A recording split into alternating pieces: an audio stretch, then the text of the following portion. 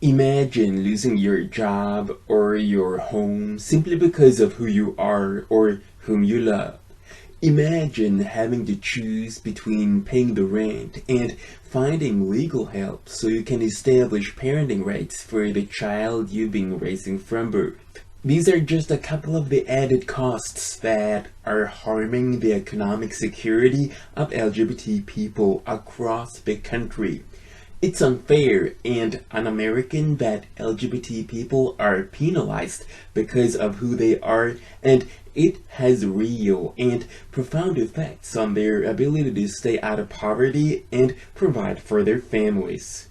In 2021, several U.S. states emerged as the most egregious drivers of discriminatory legislation, and the ones which stood out the most were Arkansas, Montana, Tennessee, and Texas. I know I said in my last video that I was gonna take a look at these states, but since the world's moving so fast, I feel it's better to focus on the effect of these anti-LGBTQ laws on the LGBTQ community. So let's get started. What effect do these anti-LGBTQ laws have on the American LGBTQ community? Anti-LGBTQ laws add financial burdens. There's this landmark report named Paying an Unfair Price, the Financial Penalty for Being LGBT in America, and it paints a stark picture of the added financial burdens faced by LGBT Americans because of anti-LGBT laws. According to the report, these laws contribute to significantly higher rates of poverty among LGBT Americans and create unfair financial penalties in the form of higher taxes, reduced wages and social security income, increased healthcare costs, and more.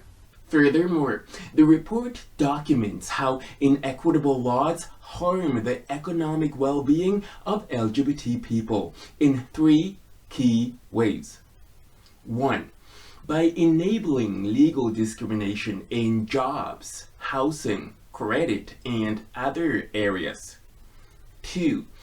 By failing to recognize LGBT families, both in general and across a range of programs and laws designed to help American families.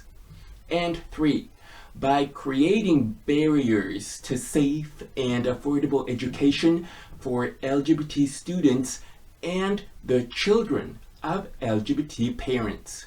Annika Mujovic, who's the executive director of MAP, said that unfair laws deliver a 1-2 punch. They both drive poverty within the LGBT community and then hit people when they are down.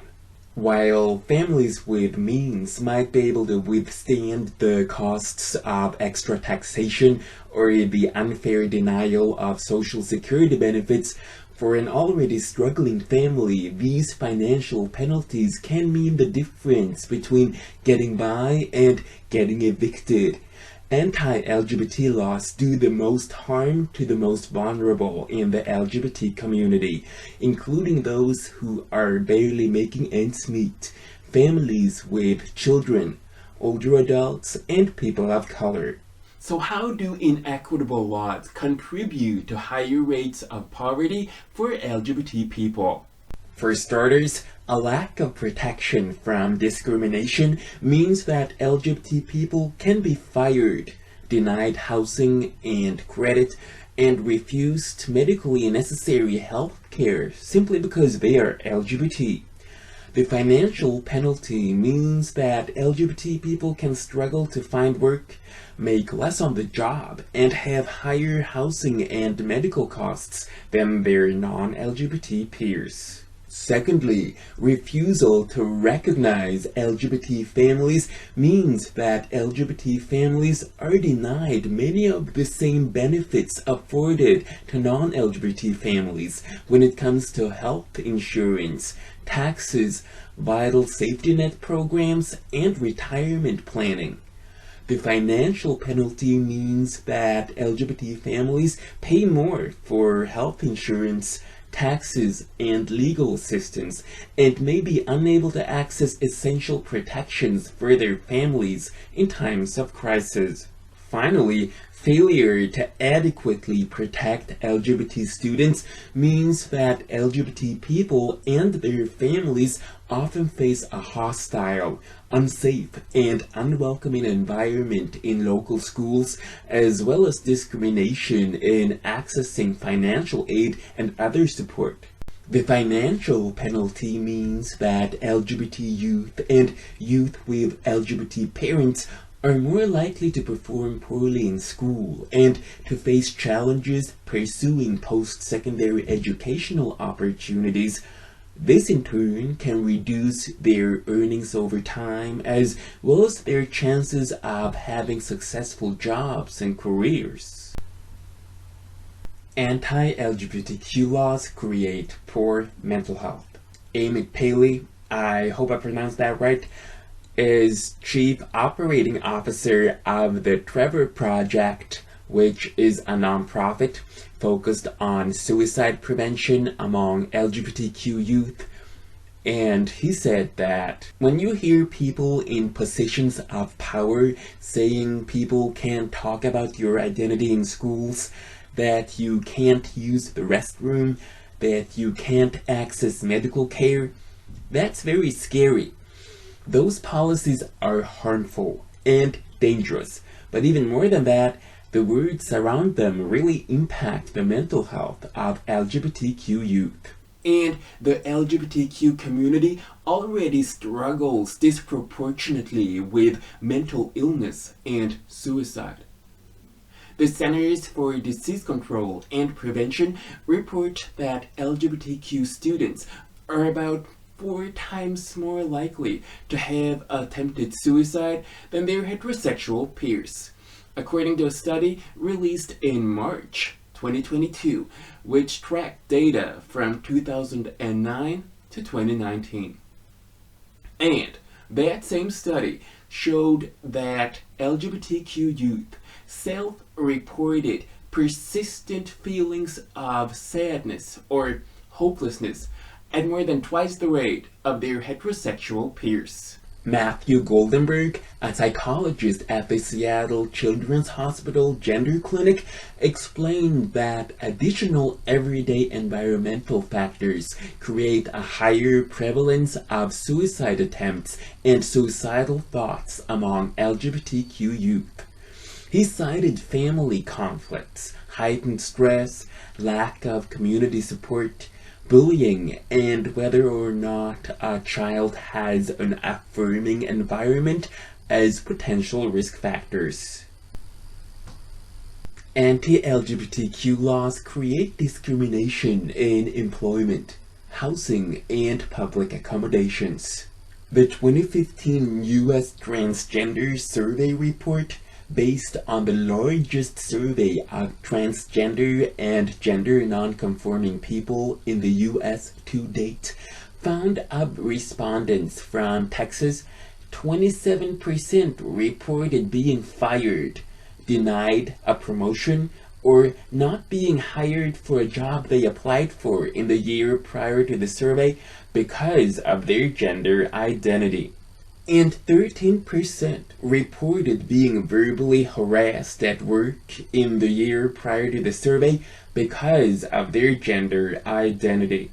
In addition, 22% of transgender respondents from Texas reported that they had experienced housing discrimination because of their gender identity within the past year. And 12% reported that they had experienced homelessness because of their gender identity within the past year. Anti-LGBTQ laws create bullying and harassment at school. The 2015 Youth Risk Behavior Survey from Houston and Fort Worth, Texas, found that LGBT students were more likely to report being bullied at school and electronically bullied in the 12 months prior to the survey than non-LGBT students. In addition, LGBT students in Houston and Fort Worth were more likely than non-LGBT students to report missing school because they felt unsafe at least once in the month prior to the survey. The 2015 U.S. Transgender Discrimination Survey report found that 73% of respondents who were perceived to be transgender while in grades K-12 experienced verbal, physical, or sexual harassment at school. Anti-LGBTQ laws create health disparities. Research indicates that stigma and discrimination contribute to adverse health outcomes for LGBT people, such as major depressive disorder, binge drinking, substance use, and suicidality.